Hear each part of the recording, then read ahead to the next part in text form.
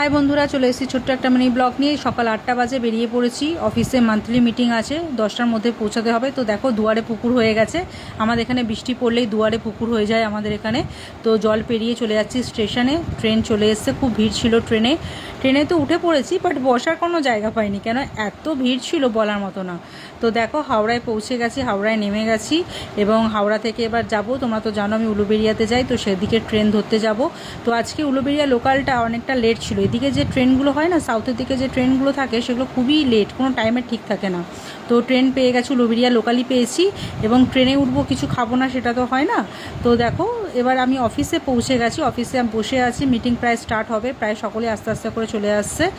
তো sir meeting start করে দিয়েছে, মিটিং আমাদের শুরু হয়ে গেছে এবং মিটিং চলাকালীন আমাদের কিছু ফটোশ্যুট ফটো তোলা হয়েছিল, তো সেটাও আমি তোমাদের সাথে শেয়ার করলাম।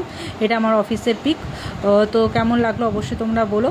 এবং তারপরে মিটিংয়ের পর আমাদের একটু লাঞ্চের একটা ব্যবস্থা করা হয়েছিল।